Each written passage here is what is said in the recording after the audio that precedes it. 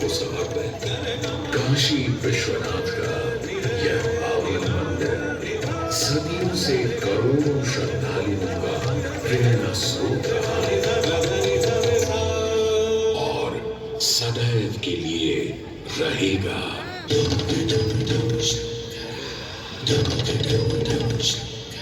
क्या गजब इफेक्ट है। मास्टिंग फेल।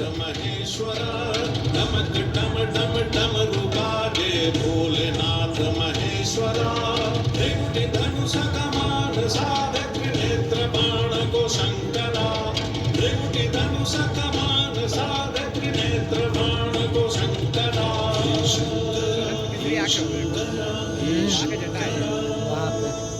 वाराणसी के हो बसैया हो पिता गजराज के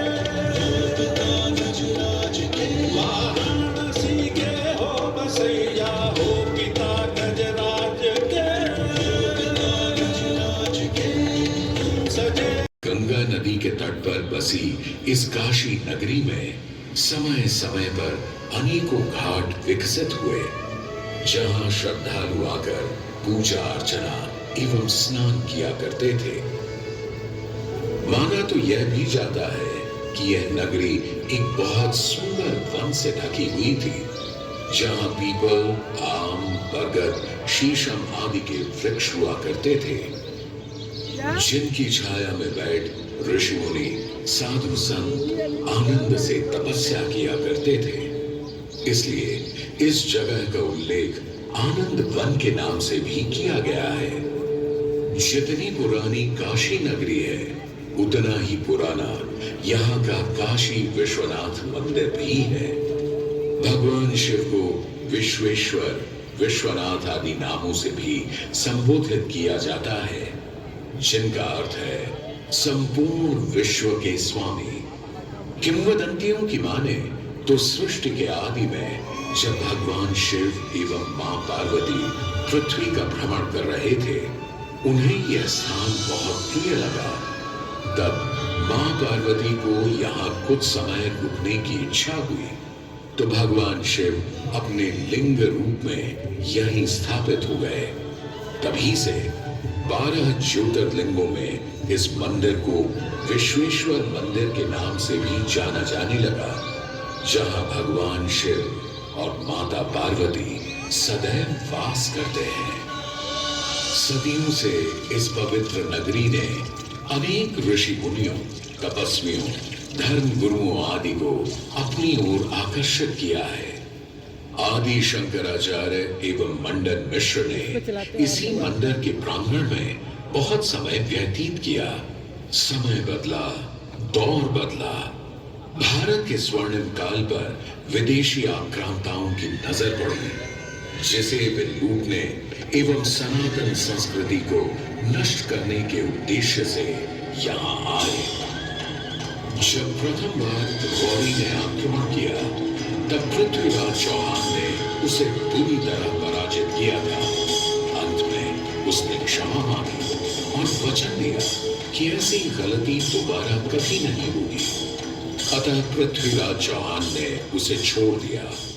संभवतः यह एक दुर्भाग्यपूर्ण निर्णय था क्योंकि अंततः गौरी ने पृथ्वीराज चौहान को धोखे से हराया। तत्पश्चात उनके साथ बहुत बुरा व्यवहार किया तथा उनकी दोनों आंखें भी निकाल दी। पृथ्वीराज की मृत्यु के उपरांत हिंदुओं का मनोबल कमजोर पड़ गया जिसके परिणाम स्वरूप आतताइयों ने अन्य मंदिरों के साथ साथ विश्वनाथ मंदिर को भी क्षति पहुंचाई। यह ऐसा काला दौर था जिसके स्मरण करने मात्र से आंखें नम पड़ जाती हैं। परंतु समय सदा एक सा नहीं रहता और दुख के ये बादल भी सुख में बदलने वाले थे। एक धार्मिक सम्मेलन में राजा टोडरमल की भेंट नारायण भट्ट से हुई। नारायण भट्ट एक बहुत धनी व्यक्ति थे। दोनों ही धार्मिक इंसान थे और नित्य प्रति भगवान की पूजा अर्चना करना अपना परम कर्तव्य समझते थे। दोनों ने काशी विश्वनाथ के इस पावन मंदिर का जीर्णोद्धार करवाया और वीरान पड़े खंडहरों में एक नई जान डाल दी। 16वीं सदी में संत तुलसीदास ने यहाँ रामचरितमानस की चौपाइयों को पढ़ा था तथा संत एकनाथ ने भी यहीं पर वारकरी संप्रदाय का महान ग्रंथ श्री एकनाथी भागवत लिखकर पूरा किया था। लगभग 7वीं शताब्दी के मध्य में मराठा शासक मल्हार राव होलकर ने काशी विश्वनाथ मंदिर के पुनर्निर्माण की योजना बनाई। ये कार्य वे तो नहीं कर पाए, परंतु उनकी पुत्रवधू अहिल्याबाई होलकर जी ने इसे सन 1776 से 1778 के बीच पूरा किया। वर्तमान काशी विश्वनाथ मंदिर निर्माण का श्रेय अहिल्याबाई होलकर जी को ही जाता है। इनके अलावा महाराजा रणजीत सिंह ने 1000 किलो शुद्ध सोने से निर्मित छत्र को इस मंदिर पर लगवाया।